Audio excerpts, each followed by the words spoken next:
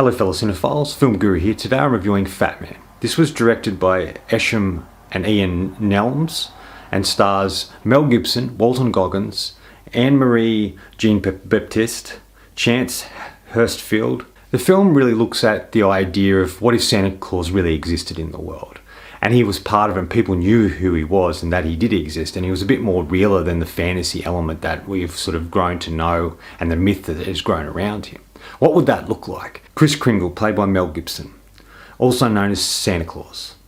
To save his declining business, he is forced to go into partnership with the US military and is really hesitant to get involved. To make matters worse, Kris gets locked into a deadly battle of wits against a highly skilled assassin hired by a precocious 12-year-old after receiving a lump of coal in his stocking. This was a really fascinating idea and concept, and in most part I thought it was really well executed. I think having Mel Gibson as Santa Claus or Kris Kringle was fantastic. This old-aged man who's a bit gruff and rough, he has his big white beard. He's not the Santa Claus everybody has grown to know. He's ultimately just an average Joe in a way, trying to make a living, trying to support him and his wife. The best elements, I think, of this film is Mel Gibson and Marianne Jean-Baptiste. I think their relationship as Kris Kringle and Mrs. Kringle is fantastic, and it's a big draw to the film. Their connection, their relationship, the way they support each other, the way they've been doing this for a long time, they know each other really well. There's really great moments and great chemistry between these two actors, and there's a lot of humorous moments, and this relationship is really the heart of the film.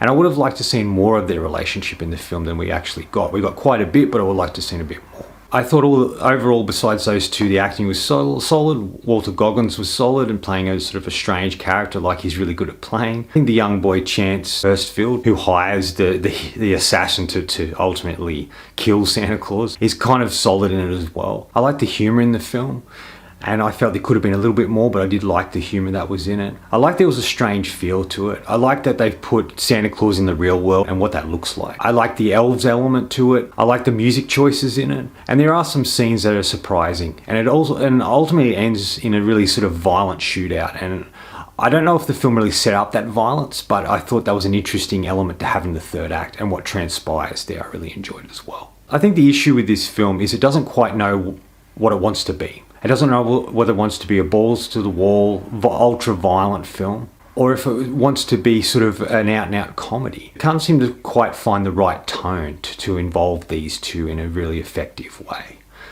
And even though it is funny in parts and entertaining, it just doesn't take advantage of what it could ultimately be or evolve into. Even though Walter Goggins is really good in it, I just felt they could have had someone who was a bit more quirkier, someone like Sam Rockwell, or someone who played quirky and a little bit strange, would have added a lot to this sort of hitman character.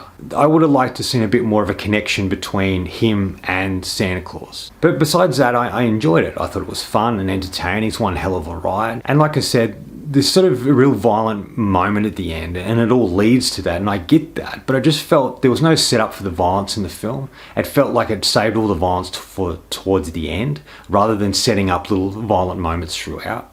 And I thought that could have made it a bit more effective if they had a bit more violence in there rather than some sort of surprise at the end. And I think Mel Gibson's a real standout here. There's something about him reminds me of my late father. Just the way he looks and his movements and mannerisms sort of remind me a little bit. I thought he was a really great choice to be playing Santa Claus as well, because someone you don't expect. The Santa they were going for he's perfect for. If you like something a little different, I think you get a kick out of this film. Final thoughts. In the end, I think this film is really about an old gruff man who starts to see purpose and happiness again. He starts to work through the issues he has. He starts to do things he doesn't want to necessarily do, but he knows he has to. He starts to head towards a really positive and interesting direction. And it's really about getting old. Hanging on to the past can have huge implications to us in the future, and we can lose focus of what's important. I'm going to give Fatman 3.5 out of 5. I thought it was solid, interesting, well done. It could have been a little better, but it was still very entertaining and fun. That's all from me today. Thanks for watching. Hope you enjoyed this video, and if you did, please hit subscribe down the bottom. Follow me on Facebook and Twitter. Otherwise, until next time, enjoy the movies.